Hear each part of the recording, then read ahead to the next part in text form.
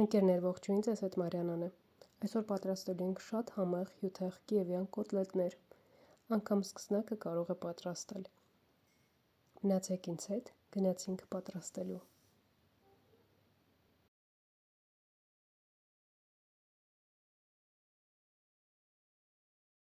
Պատրաստում եմ հնդկահավի մսով։ Կարող եք վերցնել նաև հավի կրծքամիս կամ ազդրի միս։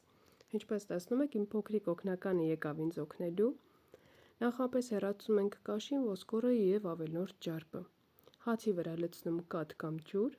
եթե ձեռքի տակ կաթ չունեք, լցրեք ջուր։ Թողնում մի փոքր մնա, լավ քամում և աղում ենք մսի հետ։ Լցնում ենք սոխ, շատ տնային տնտեսուհիներ սխտոր չեն ավելացնում,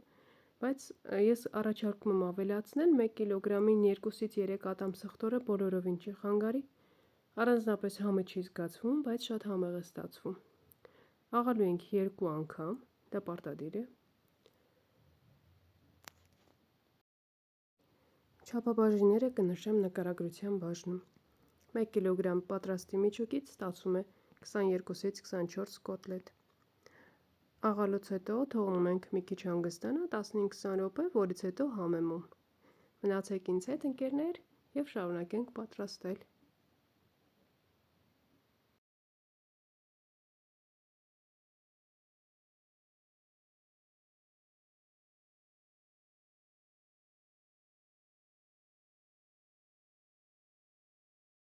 Համեմունքներից ավելացնում եմ սև պղպեղ, աղ, ծու եմ ավելացնում, լավ խառնում, որից հետո ծածկում պոլիէթիլենային թաղանթով, որպեսզի երեսը չչորանա։ Դրանից հետո տեղափոխում եմ սառնարան, մի քանի ժամ մնա։ Սառնարանում մնալուց հետո զանգվածը դառնում է ավելի կպչուն և ավելի հեշտ է ձևել կոտլետները։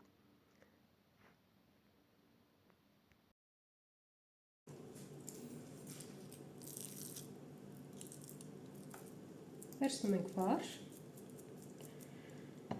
դնում մի կտոր կարագ, փակում, ձև ենք տալիս գեղեցիկ։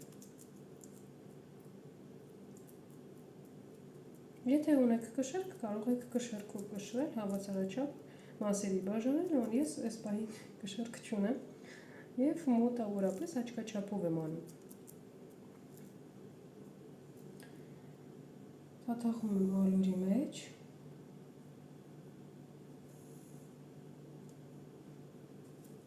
Հետո ձվի և բաքսիմատի մեջ։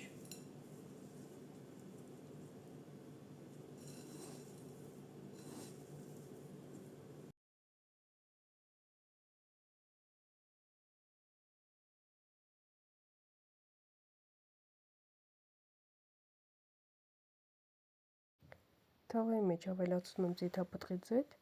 թողնում մի փոքր տաքանա, որից հետո տեղափոխում ենք կոտլետները տապակելու։ Տապակելու ենք երկու կողմից միջին կրակի վրա։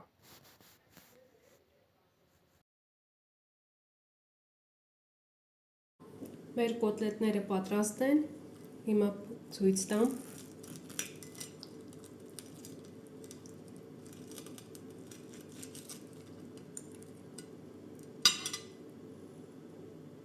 Տեսեք, ինչ գեղեցիկ և ախորժալի տեսք ունի, շատ հյութեղ, համեղ։ Պատրաստեք այս տարբերակով, ես վստահ եմ դուք կհավանեք։ Շնորհակալ եմ բոլորիդ ինձ աջակցելու, ինձ հետ լինելու համար։ Լավ եղեք։ Ձեզ հետ Մարիանան էր, կհանդիպենք առայժմ։